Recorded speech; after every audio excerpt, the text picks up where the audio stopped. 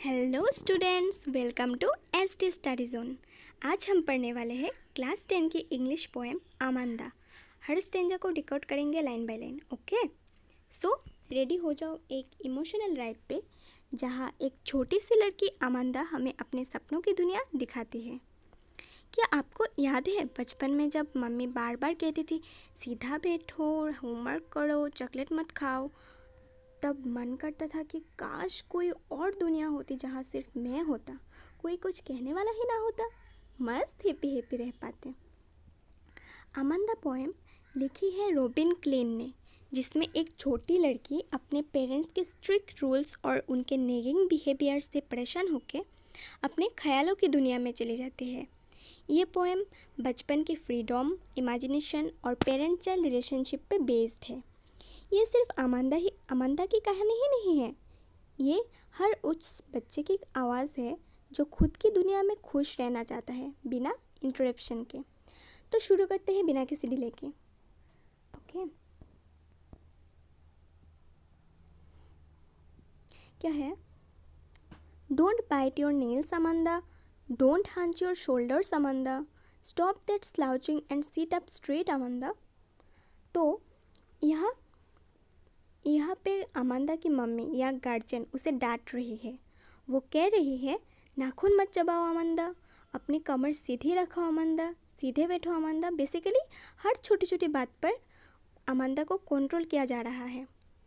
इससे एक मैसेज मिलता है, जब पेरेंट्स ओवर कंट्रोलिंग होते हैं तो बच्चे अपने आप में खो जाते हैं, है ना। उसके बाद क्या है?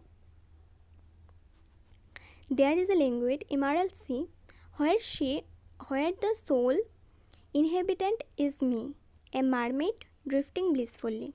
अब आमंदा डे ड्रीमिंग कर रही है। वो सोच रही है कि काश वो एक मरमेड होती जो एक हरा भरा समुंदर में अकेली रहती, बिना किसी रूल, बिना किसी डांट के, जहाँ वो जस्ट ब्लिसफुल्ली खुशी से तैरती रहती।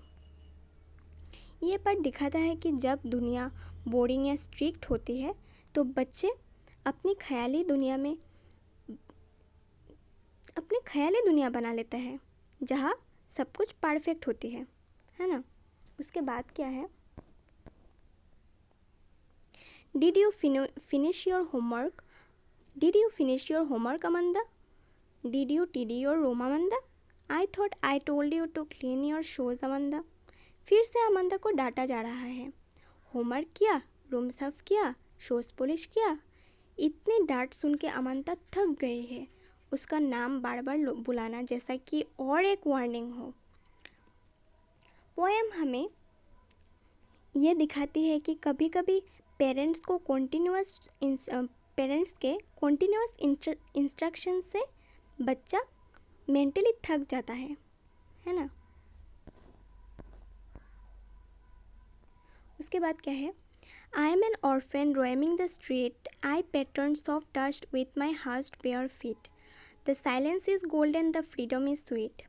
अब आमंदा इमेजिन कर रही है कि वो एक ऑर्फेन, अनाथ है, जिसको कोई कुछ कहने वाला ही नहीं है। वो अकेली सड़कों पर घूमती है, मिट्टी में अपने पैरों से डिज़ाइन बनाती है और सोचती है कितना सुकून होता है साइलेंस में और कितनी प्यारी होती है ये फ्रीडम। इसका मतलब क्या है?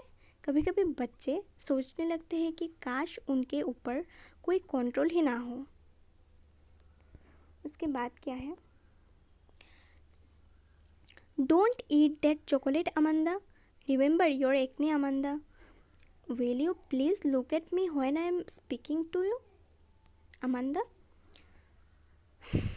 यहाँ आमंदा को चॉकलेट खाने के लिए रोका जा रहा है क्योंकि उसको एक्ने हो जाएगा, और फिर पेरेंट्स कंप्लेन कर रहे हैं कि जब मैं बोल रही हूँ तो देख भी लो। दिस शोज़ कि पेरेंट्स सिर्फ कंट्रोल करते जा रहे हैं बिना समझे कि आमंदा क्या फील कर रही है।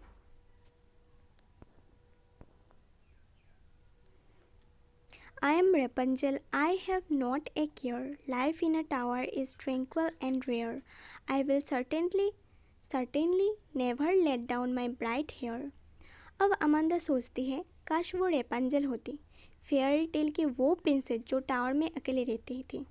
सुना है ना वो कहानी, जिसमें वो फेयरी टेल का वो रेपंजल होता है ना, उसका वो अमांदा को लगता है कि अकेला रहना बेस्ट है, नो रूल्स नो प्रॉब्लम्स। वो सोचती है मैं अपने बाल कभी नीचे नहीं लटकाऊंगी, कोई मेरे पास आके डिस्टर्ब ना करे इसलिए। Okay, stop that sulking at once Amanda, you are always so moody Amanda, anyone would think that I nagged at you Amanda.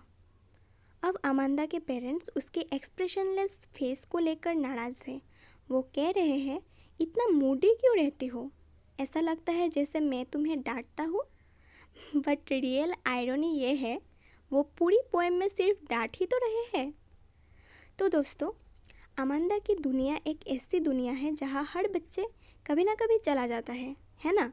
जब रियल वर्ल्ड स्ट्रिक्ट हो तो इमेजिनेशन ही एक एस्केप बन जाता है। पेरेंट्स को समझना चाहिए कि बच्चे सिर्फ मतलब बच्चे को सिर्फ डांटा नहीं जाता, प्यार और समझना भी चाहिए, है ना। आप भी कभी ऐसे फील करते हो क्या? कमेंट में ज़रूर बताओ, ठीक है। और अगर ये वीडियो हेल्पफुल लगी तो लाइक शेयर और सब्सक्राइब करना मत भूलना। मिलते हैं नेक्स्ट वीडियो में, तब तक के लिए बाय बाय।